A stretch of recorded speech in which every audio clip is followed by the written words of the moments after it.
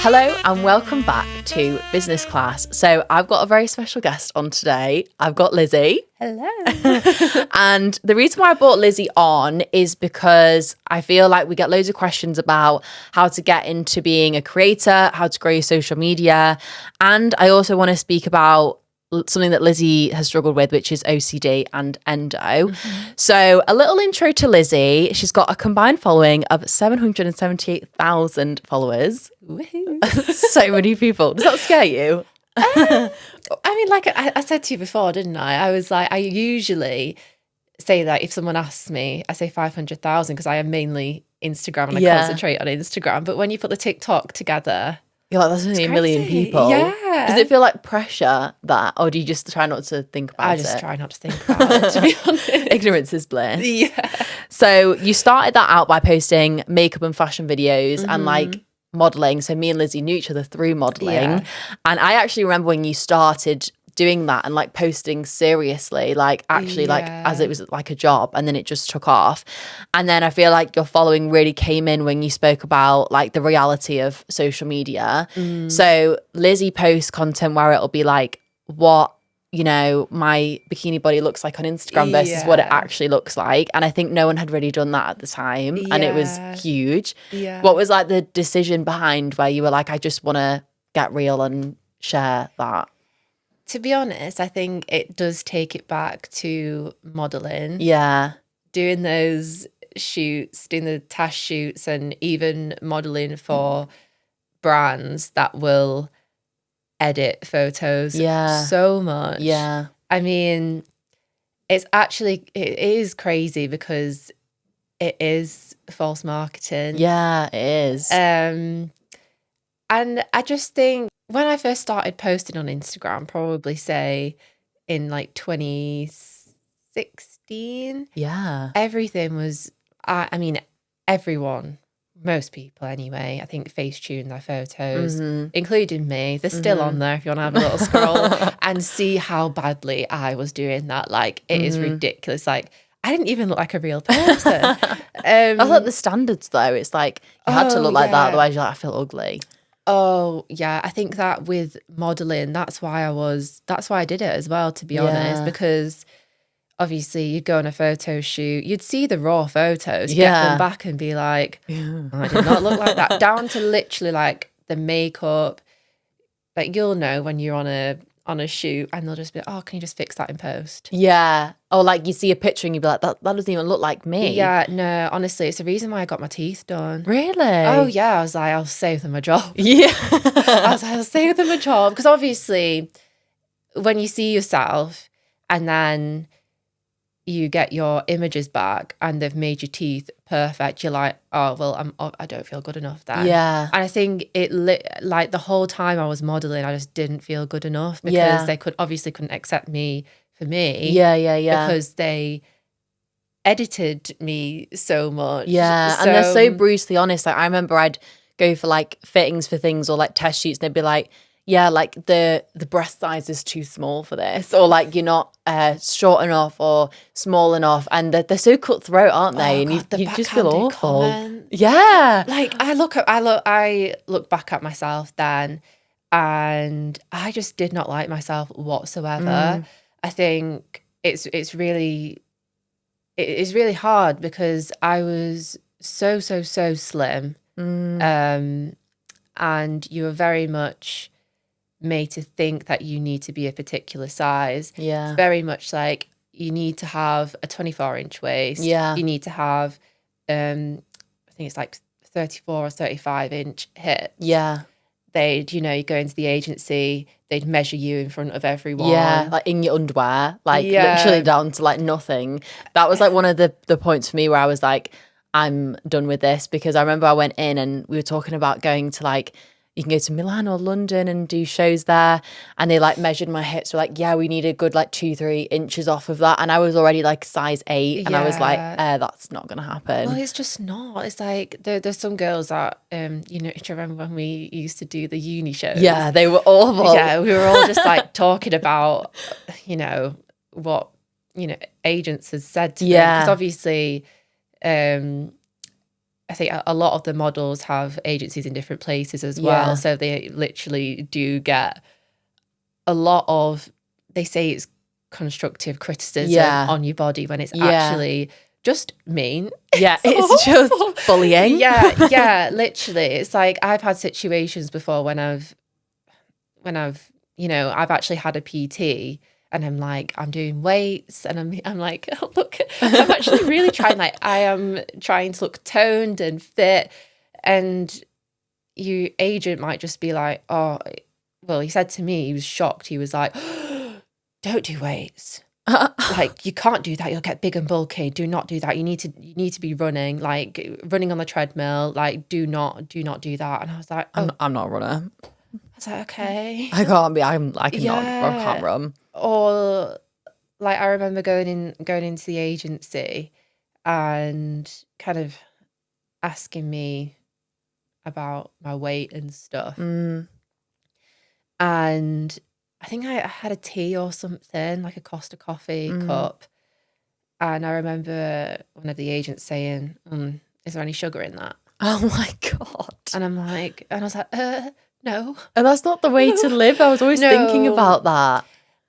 And it's hard because obviously at that time I felt like I couldn't really say anything about it. Yeah, because we were so young as well. Like gosh, 16, 17, 18. Like you're still babies and you're like, oh, this is normal. Like, and it's not normal. I hope it's changed since I don't know if it has changed, but I hope it's changed. I don't know if it's changed either, to be honest. But I just think it's just not what the was nicest environment. No, I feel think like I've gone off track here. Yeah. Well. No. I mean, every time I speak, I'm like, what was the question? No. What was like for you, like the pivotal point where you were like, I've got to, like, I'm not doing this anymore? I think, to be honest, it was just so hard with my weight that I was constantly comparing myself to other girls, and always watching what I was eating. And it's just so mentally draining. Yeah. Especially when you are being told you need to be these sizes. Yeah. Otherwise, it's like you're not going to get any work. Yeah. So then I think that was it for me. I had just had enough. I mean, I was doing it from when I was 16 until I was 22. And I just wanted to enjoy some food. Yeah. I just didn't want to feel drained anymore. I could tell in my body that I was just not okay. I was knackered. I was so tired all the time. And obviously, and then I feel bad saying this because obviously modelling, I felt so lucky to be doing it. Like, I feel like I have met so many amazing people. Yeah. And there was so many fun times as well. Like, it was so fun. So many fun times. Yeah. But I just think that mental side, when I look back at those photos now, like, I was so slim, but I genuinely felt fat. Like, so I just didn't feel myself whatsoever. And do you think, like, so obviously that led you to posting more of like the reality stuff on Instagram? Was that like a similar time? Yeah. Like, was it like when you quit and then you posted that, or was it like separate times? Well, to be honest, I remember just thinking, like, I was just kept on posting these really, really filtered photos.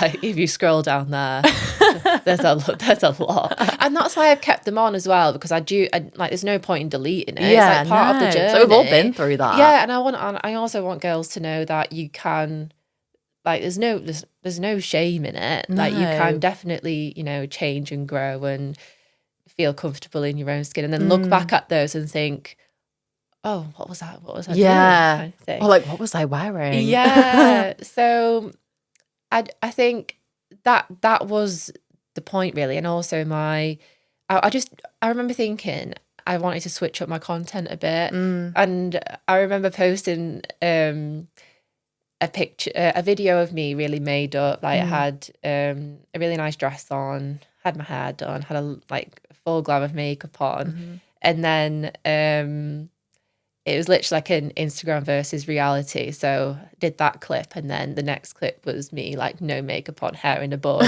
in my pajamas that weren't matching. And people loved it. And I think it was I don't know when this was. I feel like it was like 2020 time, and maybe like 2022. I can't really remember. And yeah, that it just really took off, and Were you it got surprised like that a it took lot of. off? Or were you like, oh wow? Yes and no. I think I didn't expect it to take off as much as it did. Yeah. But I was like, oh, people really, really love this. Yeah. And then I kept on filming with my phone. And I was still really like self-conscious of my skin, obviously from the modeling, I'd say. And also I did have cystic acne at a young age as well. So I've never been like the most confident in myself. So yeah, filming with the phone, I think, and also really bright lights, and you be able to kind of smooth your skin and stuff. Yeah, I did that for a while, and I just thought I want to do something different.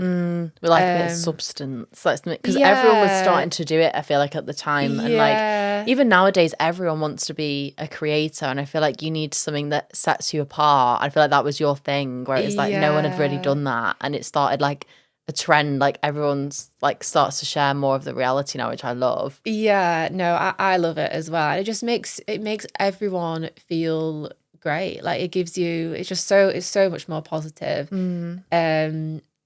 But I think I just really struggled with obviously seeing my real skin when I'd been edited for so long. Like how many years is that? Like from when you're 16 to 22? Maths like many years. Is it like 6 years? Yeah, I don't know. Sure. Let's just say that. I can't do that. Yeah, it's a long time of constantly being edited. Yeah. What do you think was like when did you get comments maybe that weren't so positive and inspiring, and you were like, oh God, maybe I shouldn't have posted this? Like, have you had a time yet where it's like really got to you and you've been like, I actually don't know if I can do this anymore? Or like, has it been that bad? Yeah. Yeah. And now I just don't look. When it gets, if my post does go viral or goes to over 1 million views, I won't look. Yeah. Because I don't need that negative energy. Yeah. But then again, then there's also another side to it where if I do, post a body positivity video and say, someone leaves a really horrible comment about my body, and then another girl sees it and she has a similar body type to me, that's when I become a bit protective over people who follow me as well. So I wouldn't want anyone to see those comments. So you can hide comments now, like obviously you can hide certain words, but then there's always one. There's always makes one like wrangles that I've their not way thought in there. of, and it always slips like unlocks through. a new insecurity, and you're like, I don't even know I should be insecure about that. Now I am. I mean there's so many for me. I mean it's just it's kind of scary putting yourself out there as well, but you've just got to remember, like, you're only human at the end of the day. What would you say, like, because we have so many people that listen that are like, that's my dream to have 500,000 followers and to work with brands. Like, what do you feel like, honestly, like, do you feel like I love my job? Do you feel like it's like, because everyone always slates influencers like it's such an easy job, anyone can do it. But like, what do you feel like actually about your job, and maybe to anyone that wants to get into that? Like, what do you feel like is the ups and the downs of it, and do you love it, or do you struggle some days? Absolutely love it. I am so lucky to be able to do it. I think about my sister. She's a nurse. Wow. And she won't mind me saying this, but one of my good friends, Bethan, who's also an influencer, I think she still does nursing now. But she really does put life into perspective, because she's like, if she could say that she's having a bit of a low day, like everyone does, she's like, well, at least I've not done, CPR on someone today. And people really do live that life, and it's like my sister, she works so hard, and I'm getting emotional now. Yeah, you're gonna need a tissue. She works. I know, that's why I've got my tissue. Oh, that's the same as me. I'm a crier. But like, no, she literally does. She works so hard, and I just think like how lucky am I to be able to do this, and how have I like why me kind of thing, really? Like, how have I managed to do this? I feel that all the time with like our job, because you have like really bad days where you're like, oh my god, like I've missed this deadline, or like this like nasty comment has come through, and then you're like, there's people that are literally like, I always say to people, like, my best advice to people when they are struggling with, you know, and they're like, I don't want to post this piece of content, or I'm scared to start this business, is I'm like, we have like one life to live. Like, people are dying. 100%. Like, we're so lucky to even be here. And I think that for me, like, overcomes any other blocks that you have. And it's the same with like the content you post about like being comfortable in our bodies. It's like, we're lucky to even have a body and to be able to walk. 100%. Like, I think the whole, obviously we'll talk about this later, but I am fresh out of therapy, which is probably why I feel it. Like, I am quite emotional, and obviously I'm on all these hormones for endo, but we'll speak about that. Just a hormonal girl. I am, yeah. But yeah, I just think like it. Yeah, I don't know. Tell me a little bit about obviously feel free to cry. We love to cry. But like, where did the OCD come from? Like, do you think that's come from modeling, like, or childhood or things like that? And how do you deal with it? Because I know like we get messages from people that are like, how to, because I feel like you probably forget yourself, like you own a business as well, like you are a business, being a creator. Like, how do you carry on with things like that? Like, we have listeners who have like depression or anxiety, you know, OCD, and it's like, it's not spoken about enough. And I feel like the more you've spoken about it, does make people think like, oh, like, it's okay where, you know, you have days where you're like, I actually just can't do this, or you're comparing yourself to people. Like, where do you think it came from, and how do you think you like manage dealing with something like OCD or even like endo whilst you're like trying to run a business and make money at the same time? Yeah, well, to be fair, going back to the last question, because I feel like I didn't really more to do with like, I think one of I'd say lows of doing social media is that to get inspiration, like your job, you have to be kind of scrolling all the time. And that can be mentally draining. Very addictive. I think as well, because it's like TikTok. I'll be scrolling on there to get some inspiration, and then you'll see a video and it's like you've been on there for 3 hours and you've not even like realised. So I think for me, that is hard, because I just feel like I get so consumed with everything. And even I suppose maybe other creators, because like sometimes I go down a rabbit hole where I'm like, oh my god, that other creators gained like 50k followers this month and I've gained like none, and then and then you go back to be like, oh my god, this is so silly, why am I even thinking about that? I always think like there's always tomorrow. Always tomorrow. I think I've been in it long enough to realize that there are peaks and troughs, many peaks and troughs. It's not going to be, you're not going to be going up with the followers all the time. Because that's just the way it is. No one knows how the algorithm works. But with OCD, I think the thing is, typically both things, like endo and OCD, are very much under research. So when I went to OCD Excellence in London, and I had my intensive course basically for a full week, and I'm still in it now. It's just I have like weekly sessions, and I might need to do another 5 days. But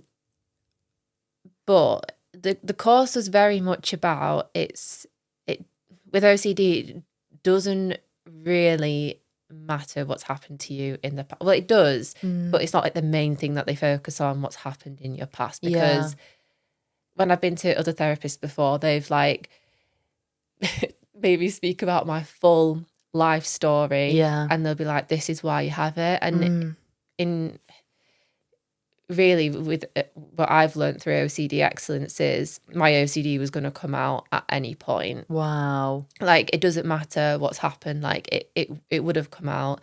Is it sort of random then? Like, can anyone just get it? Or do you think there is like a trigger, or is it like a genetic thing, or do you not even know? I think mine's genetic. Mm. I think from being a little girl, I was very much a worrier. Yeah. About things, you know, making sure everyone was okay. I have, it's called responsibility OCD, and I've got partially contamination OCD as well. What does that mean? So contamination OCD, for me personally, is, and I get really funny about, you know, public toilets. I feel like I can't go to a public toilet. Yeah. I mean, I can now after my course, but and like I find it anything that I could kind of get a disease from, really struggle with. Yeah. And the responsibility side is I am like petrified of hurting anyone. Wow. So like for example, like driving for me is so scary because I'm petrified of hitting someone, or what I'll be driving and I'll hear like a stone hit my car, and I was like, oh my God, what if I just ran over a person? And obviously when you say it out loud, no, obviously not. It's the same with any, like, is OCD classed as mental health, would you say? Yeah. So I would say it's the same with like any mental health, where when I was struggling with panic attacks, I'd tell people what made me panic, and they'd be like, what? Like, I, for the longest time, couldn't even go to like the shop at the top of my road by myself, or like, even now I can't like go on a train by myself, fly by myself, like anything by myself. And when you tell people that, they're like, what? Like, they just don't get it, and you feel so silly, don't you? Oh, yeah. I say, oh God, I feel so silly saying some of the things out loud. Like, some of the things out loud that is so in your brain that you also feel like you can't say it out loud, because for me, like a lot of my OCD is kind of like saying something awful to someone, or like if I've, that links to social media as well, like having to constantly check my comments to see if I've said anything, you know, awful, racist, abusive to anyone. Obviously haven't. I have checked many times, can't check that anymore. But yeah, it's just, it is awful, and it's just the way that my brain is. And the whole therapy that I've been on is basically putting myself into really uncomfortable situations that can build that muscle in your brain, where you do feel uncomfortable, to kind of get you used to being in uncomfortable situations. What's like an example of that, like an exposure therapy thing where you'd find it really hard to do? Oh God, well, I won't mention them all, but basically when I did go on my when I did go on the course, so I went to like a shopping centre, and India, bless her, like who was my therapist, she was basically telling me things, what to do. And some of the things that I had to do, oh my God. So I went into this really, really expensive, I can't remember if I did this, so I was with another girl as well. But I went into this really, really expensive watch shop. I knew it was expensive. I think it was Breitling. And India was like, I want you to, I'm just going to, sorry. She's got hay fever. I've got hay fever. She was like, I want you to go into that Breitling shop, and I don't think you can get anything in there for like under $3,000 or something. It's so expensive. And she was like, I want you to make the lady get all the watches out, like try them on your wrist, and then say, even I would struggle with this. Yeah, I know. And then say, oh, I don't suppose you've got anything for £100. Oh my God. And I was like, oh God. Yeah, so I did it. Oh my God. And I was like, It is. It's just putting you in really, really uncomfortable situations. How does your body react to that? Like, do you feel like you're going to faint or panic or be sick, or is it more like a mind thing? Or is that all the above? Everything. Everything. By the end of the day, I was drained. Yeah. I also, because driving's a massive thing for me, I had to drive around London in rush hour as well. Wow. And it was such a nice day, so it was like literally Tour de France. Like all the cyclists were out, all of them, and cyclists are a big thing for me to drive. And I have to make sure I get around them like without hitting them or anything. And honestly, the anxiety is like, obviously India was in the car with me. Yeah. It was safe.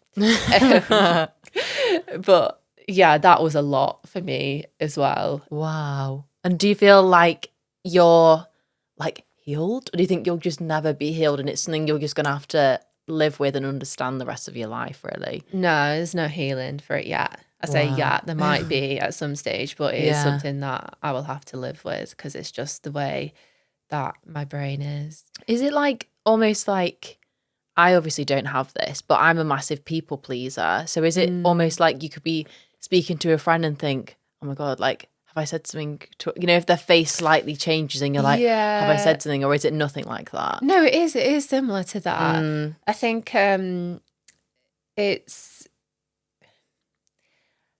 I think especially in this day and age where anyone can pretty much get cancelled or like taking it out of context. Because a lot of the reasons why I do worry and have my obsessive thoughts is because I am like petrified of, me hurting someone and then me like getting cancelled or whatever. Yeah. So like, I feel like I'm constantly in a state of mind where I feel like I'm in a constant fight or flight situation. Yeah. Especially when I go to like influencer events and stuff, I have to make sure that I say everything, like anything that can't be taken out of context. Yeah, like in case someone's like, I met Lizzie and she was so rude. Like, is that like a fear you'd have someone like making a TikTok about it or saying something about it? Yeah, but then going back to the intensive therapy, like what I have learned is that I just have to deal with it. Like the only way that I can get past it is, I could get cancelled. Yeah. Yeah. And then, but if I did get cancelled, would it be absolutely awful? No, it would be shit. Yeah. For a bit of time. Yeah. But would, your life won't be over. My life won't be over. Yeah. And that's the only way. Yeah. Same with like, I feel like people who aren't in the OCD space probably won't understand this, but same with driving. The only way that I'm going to get back into doing it is if, and like if I did run someone over, obviously I'd stop. Yeah, but like the chance of that happening is so low, isn't it? And Indian math therapist is like, you could go to prison. That's how I have to talk to myself now. It's if I touch some blood or accidentally, I don't know, I could get really, really ill. And that could happen. It's like, it's just accepting the fact that these things could happen. Yeah. And that's the only way that I'm going to be able to live my life with it, basically. And it is hard. It's really, really hard. Like anyone that's been through exposure therapy will know how hard it is. But that's why I need to just build that uncomfortable muscle in my brain to get horrible. Through it. Yeah. It's horrible. I'm scared to do exposure therapy. I'll try and do small things by myself, like go to the shops by myself, and it just feels so foreign for your body, doesn't it? And I feel like it's really important whenever you're dealing with stuff like this to surround yourself with people who understand it. Yeah. Because I've had people say to me like, oh, get over it, this is silly. They'll like laugh at stuff. Do you feel like you've got a good support of people who understand and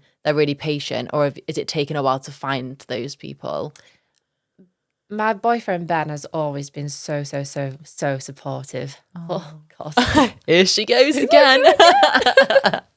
No, he's always been so supportive. I'm a mum as well, and and my best friend India, like they all of them Yeah. been so supportive. Actually, as part of the course that I went on, they had a 6-week course as well that they did, which I wasn't on it. Oh, don't cry. Whenever I see anyone cry, I'm like, no, I'm gonna cry. Oh no, don't cry. Shall I'm we not get gonna some cry. tissues? No, I'm not gonna cry. I'm gonna stick it back in. But yeah, they've been so good, and obviously, like, OCD is a very unresearched thing. Not a lot of people understand what it is, how to deal with it. So they've been trained now. They've been fully trained to how to deal with me. Like, they can't reassure me. Yeah. Like, I ask for reassurance a lot. Yeah. Like, if I reply to a comment, and I'll, like, if I reply to a comment where someone's not being that nice, I'm like, oh, is it bad that I've said that? And I can ask Ben that, and he'll be like, I can't answer that. Like, yeah. Like, or what do you think? Yeah, do you think it was or I'll bad? be driving, and I'll get home when he's been in the car with me, and I'll be like, oh God, like, I'm worried that I've hit someone. Wow. And he'll be like, maybe you did. Yeah, no, literally it is. Maybe you did, maybe you didn't. Oh, that's so hard. But it's Maybe so true, because they yeah. can't keep, like, because it's not going to push you. It's like, it would be so easy for, like, my friends and family to just be like, oh, if you feel anxious, just don't go. Because it's just, you're never going to grow from it. You're just going to always stay in this little bubble all the time. Yeah, it is. It's really, really hard.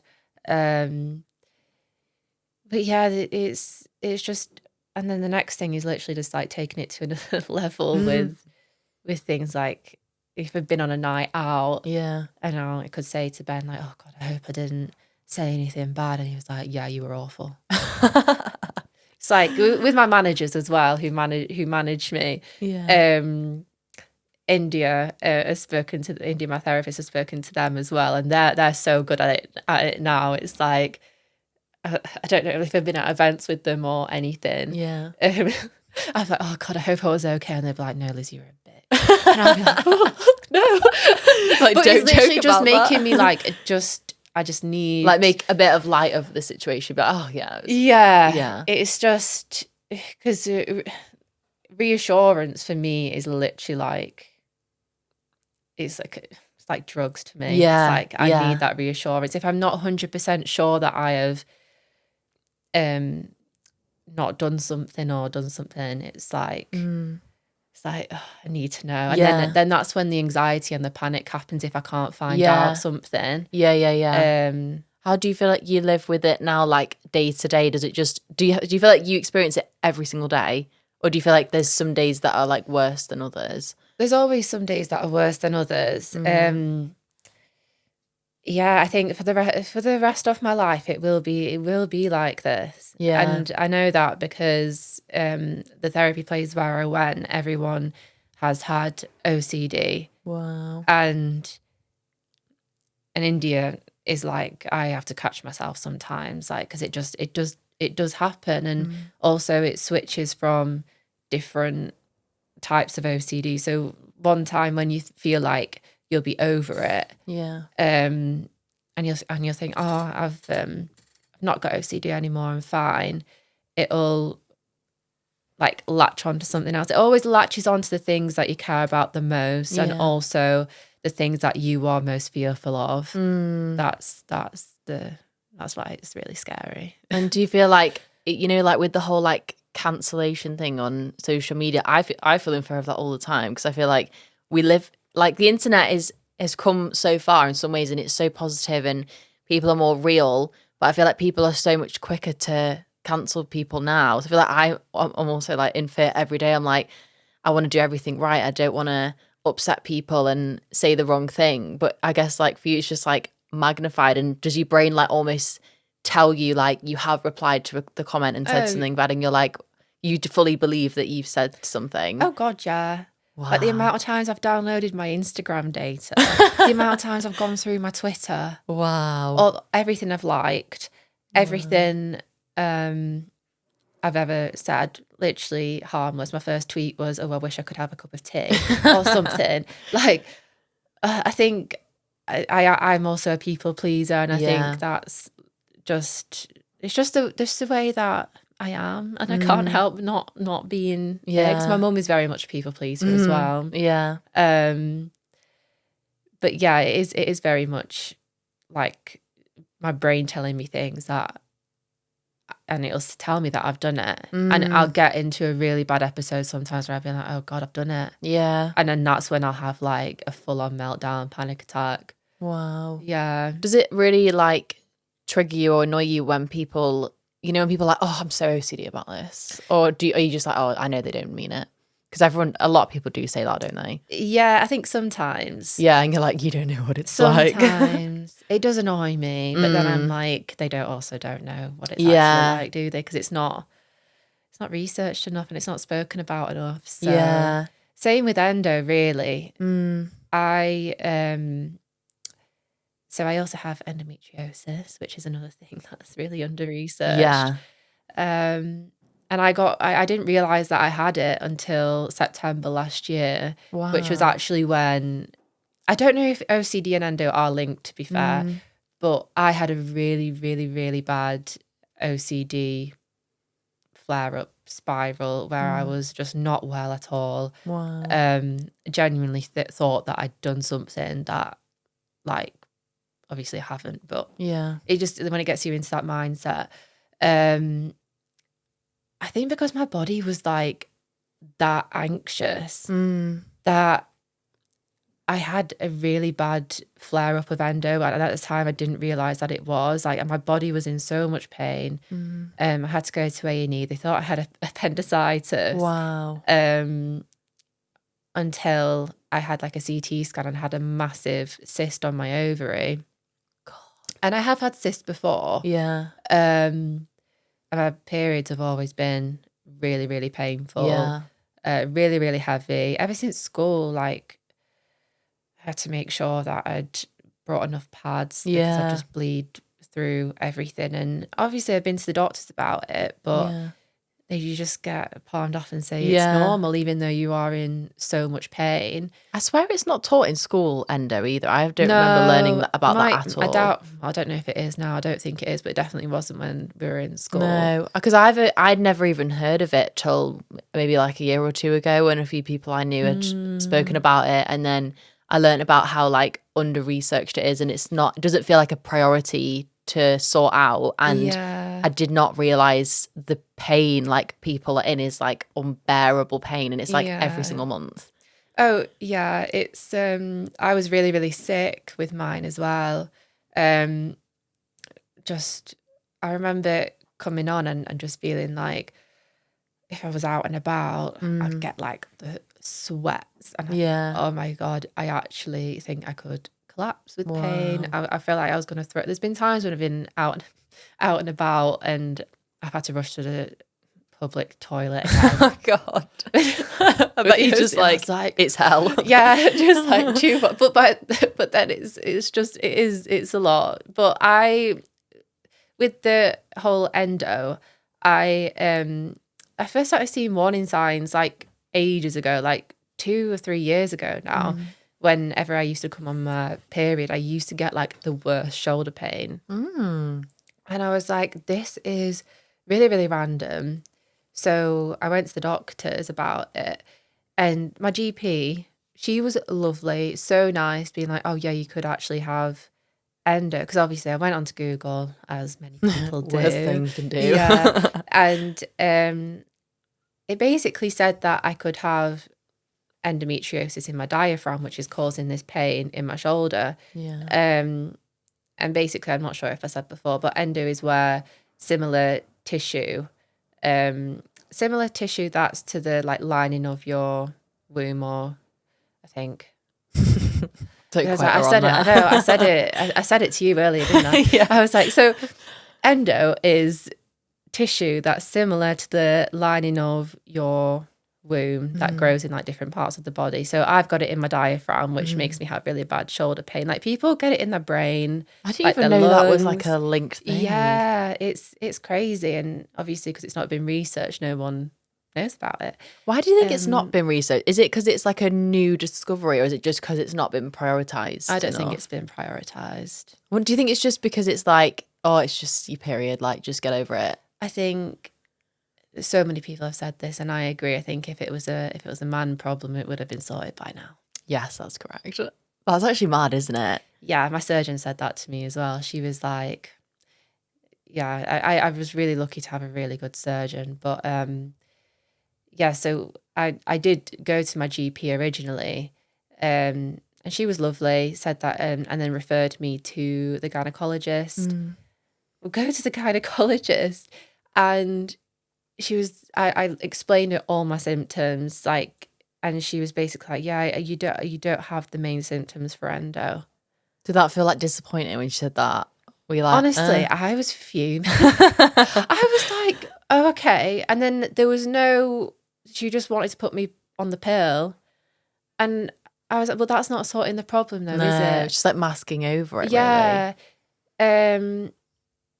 So obviously me being me, I was like, oh, okay. So I didn't go on the pill because I was like, I actually need to sort this. I need to sort this out. And then I didn't even get a scan or anything. And I was like, surely like I should be sent for a scan because I'm in this much pain.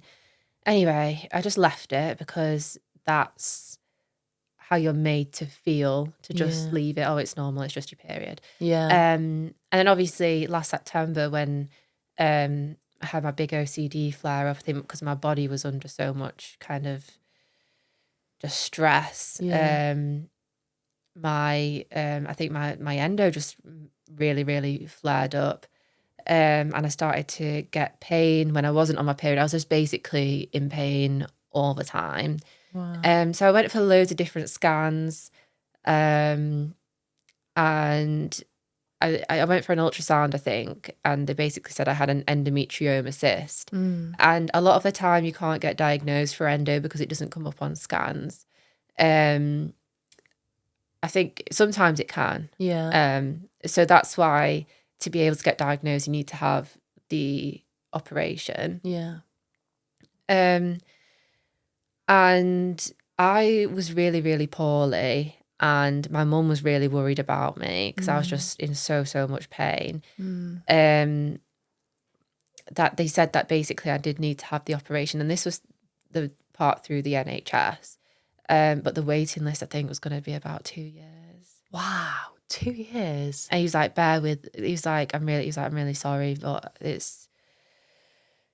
the waiting list was just so long. And I was like, oh my God. And then my mum, bless her, like I was in bed. I couldn't really work. Yeah, how did that affect work? Because like you're your business. Like if you can't post, you can't make money. Because it kind of became a bit of a pattern. When I had a good day and I was feeling fine, I filmed so much. Yeah. I was like, I'm going to film all this because I just expected that I knew that I was going to be in so much pain. Yeah. Also, bless Ben, was really worried about me as well. Oh. But then my mum, because I'm 25, she was like, oh, I wonder if you're still on the family health insurance. And I was like, oh, surely not. I'm 25. Yeah. And I was. Wow. So, and I'd been on there since I was, I don't know how old, well, probably a child, I guess, because it's through my dad's company or work. And I was able to go private with it, which was so lucky to do. Yeah, so lucky to do. Anyway, had the operation, had stage 4 endo. No. Yeah, she was like, it is bad. Wow. She said everything was kind of fused together. Did that feel for you almost like a bit of a middle finger moment where it's like, yeah, you should have listened to me? Yeah, literally the first thing I asked when I woke up was, did you find anything? And she was like, yeah, there was a lot. And I was like, yeah, I know. The funny thing is, I loved my surgeon so much. She was so cool. I was like, you are so cool. I did I think, was it a CT scan? No, it was an MRI. Was it an MRI? What's the difference between those two? Is MRI just the brain and a CT is the body? Or am I so wrong there? I think I did go for an MRI. I went in the big tube. Yeah. Like the big tube. Is it scary that? Because I've never had to do that. It depends if you're claustrophobic. I think it is scary for some people. But I was okay. And she was like, I'll send you for this scan. But we're doing the operation, so I don't really need to look at it anyway. Because obviously it doesn't always show up on scans. Anyway, I went for my follow-up appointment after the surgery, and she was like, Lizzie, I'm so glad that I didn't look at the scan because I nearly chickened out, because you could see so much on the scan, and when we actually got in there was just so much. Wow. And she said that I'd be under for about 45 minutes, and it ended up being like a 4 or 5 hour operation. Wow. My mum was sat there in the room and she was like, I'm getting a bit worried. But she's like, where is she? Yeah. So since then, like, the treatment plan has been a bit rough for me. Yeah. Because I had to also have the coil fitted. That's one hormone. And then I had to have this menopause injection, which has sent my ovaries into like temporary menopause, I think it is. Wow. It's just to basically help stop the endo from going back. And then I had this HRT gel, which is another like hormone thing. So like I've really like struggled with the hormone side of recovery. Does everything just feel like heightened, like more emotion, more stress? Yeah. Like, what does it feel like? Yeah, it does. It feels like I could literally cry about anything. And also because I just come out of my OCD therapy. She's really been through it. Yeah, like what? Honestly. But the thing is, I just think I'm so lucky. Yeah. So lucky. And that's why I've come out of this whole situation of being like I'm so lucky to be able to do this as a job. Yeah. If I was in the same, which so many people are, if I was in the same situation, you know, being a nurse, Yeah. not being able to go to work because you're in that much pain. Yeah. Not everyone is that lenient with their staff, are they? Yeah, like if they need the help. So I just think, yeah, very, like, I am so lucky. What does like day to day look like for you, like as a creator? Like, is it just like because I feel like everyone in their head's like, oh, they're just making TikToks and filming. Like, do you have like a structured week, or is it like different every week? I think it's different every week, to be honest. I wake up, I basically look on Instagram for inspiration and content, write everything down. Yeah. I also film, because my boyfriend's a videographer, and I was meant to say earlier, like, he's one of the main reasons why I did start to do my real skin content. Wow. Because he let me use his camera. His fancy camera. Yeah. And obviously going from an iPhone to a camera. Yeah. Like, you can literally see everything. Yeah. So, yeah, not many people used, well, that I saw anyway, used cameras on social media and, you know, showing real skin, and I've not really seen that. So that's when I started to really do my real skin content. Yeah. But because I do film on a camera, it takes me ages to edit everything. Yeah, I bet. It does. It takes, well, not just that, but because the files are so big, it takes ages to upload everything to my laptop. And, so yeah, it does take like a film, and then I edit, and then I post, and that's a day to day. But I genuinely, I like to bulk film. Yeah. So if I'll do maybe a full face of a makeup brand. Yeah. Which I usually do for TikTok. But then I'll also make it like, a strawberry girl makeup look or something. So that's another bit of content. Yeah. I bet your skin goes through it. It's like makeup on, makeup off, makeup on, makeup off. Yeah. And the judgment as well. The judgment from people. Because I did have acne when I was younger. So like nobody's skin on this earth is perfect. No.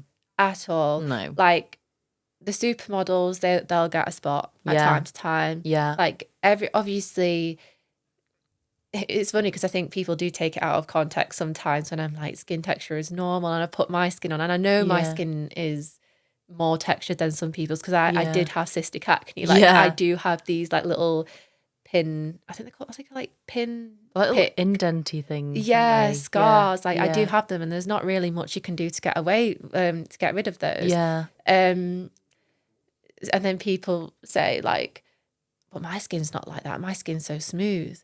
But then I'm like, yeah, but you still have pores. Everyone's is different. Like everyone's is so different. And I'm also trying to kind of just, if there's any girls or boys that are looking at my content and they have a similar skin to me think that, you know, oh, it's okay, it's normal, like we're human. I want, like, it's nice that people feel like they can play with makeup again. Yeah. And not feel like negative thoughts when they look at themselves in the mirror, because obviously it's normal to have texture. And yeah. Do you get nice messages from people saying like you've helped them? Oh my God, yeah. God. So nice. That makes I bet you me cry every day. I bet you're like, oh, I'm another message. Honestly, I cry. Oh yeah, I do. I cry a lot at the messages. Wow. I'll post and then I'll get some, like in the comments, I'll get some really, really lovely messages from all different women and men. Yeah. I mean, some men can be horrible. Yeah. Some men can be, but they don't follow me. But some can be lovely. Oh yeah, really, I bet really. They get the cutest comments. Yeah. Or like, do you get stuff from like mums and it's like, help my daughter out, or my girlfriend, or whoever. Yeah, a lot of the time. Yeah, a lot. Do you ever get mums. people like, has anyone ever recognised you out and about and said hi, or like, I love your content, or anything? Yeah, a lot. I've had it a lot recently. Oh yeah, you're like, oh my God. Yeah, I actually went to Leeds the other day to celebrate my sister's birthday. And we went into a few shops before. I went into Boots, and the girl who was on one of the counters was like, oh my God, I love you. And I was like, taken back. I was like, me? I was like, me? That's insane. I was like, oh, and then I didn't know what she meant at first. Like it didn't kind of correlate. Yeah. And she's like, oh, I love the things that you post on Instagram. Like, I didn't realize you were from around here. I was like, oh, I'm not actually from around here. I'm from Manchester. But, yeah. And yeah, it just kind of takes me back. And then we went into another shop, and I was walking out. I've just paid for some bits, and I was walking out the shop, and the alarm went off. And I was like, oh God, OCD thing. Yeah. I was like, oh God, people are going to think I'm stealing stuff. So I was like, I'm not stealing anything, I promise. And after, she was like, oh, I absolutely love your Instagram, by the way. And I was like, whoa. I bet that's mad. Yeah, I feel like it's starting to, I think I've realised that there's a lot of people who do recognise me now, which is crazy. Yeah. And I always think, like, for the people that come up to me, I just think it's so lovely that people do that. Like, I was sat in a cafe the other day, and a lady came up to me, and she was just like, oh, I just want to say, like, you've helped me so much with my skin. Wow. I was thinking about going to get this procedure done, but then I see your content, and I just think, like, I'm beautifully human, and like, oh God. Does it make you cry when they say it, or you just have to hold it in and you're like, thank you? No, not because I should probably, well, no, not when I think about it now, it does. Yeah. But I think because it's so much in the, like, startles you don't me realise you're like I me. don't realise. Yeah. And it's just it's so lovely. That's insane. Yeah. What do you think? So to people that are like, they are in that position now, because I feel like everyone wants to be a creator, everyone wants to be an influencer. What advice would you give to people if they're like really serious about growing?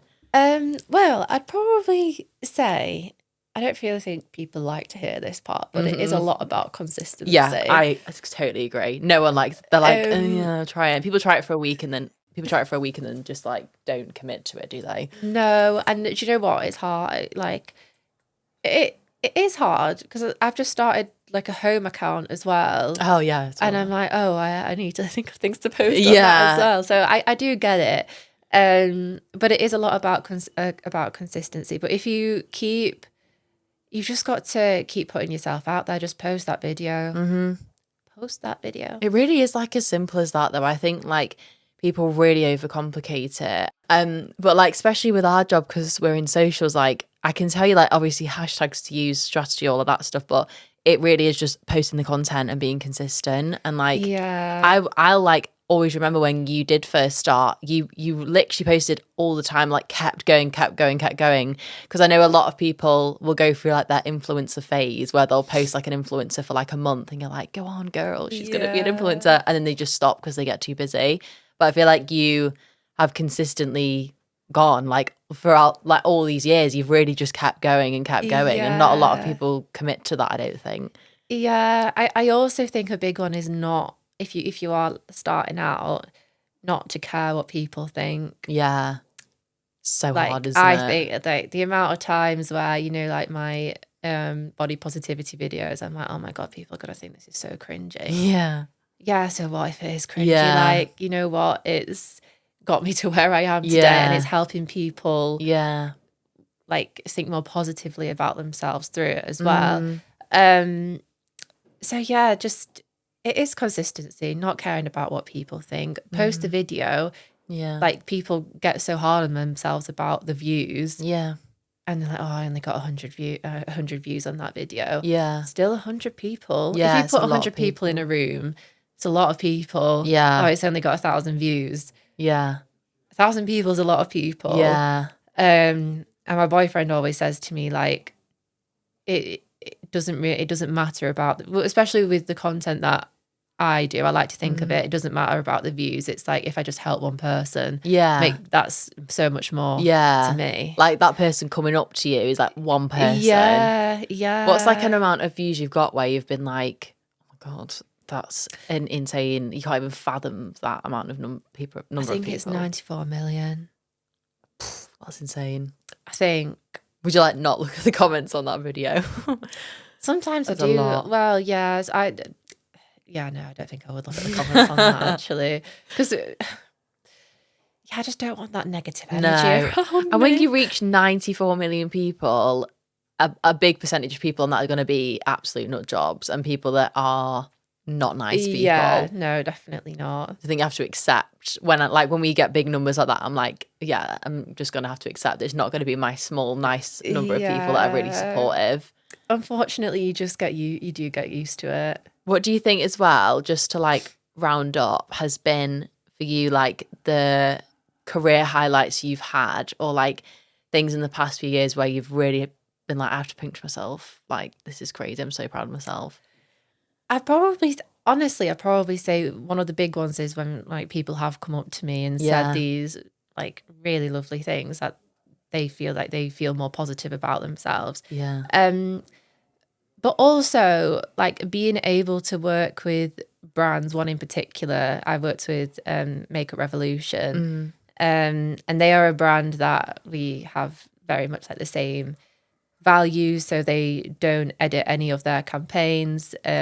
All of everything that they do is unfiltered. And I was able to be on a panel with them. Wow. For one of their Rev Gen events, which is basically helping smaller creators or anyone who wants to be a creator. I think you've got to have 1,000 followers, I think. I'll have to double check. But it was just like a room full of really lovely creators wanting to like learn, and being on a panel and, you know, saying my experience, like kind of like what I've done today.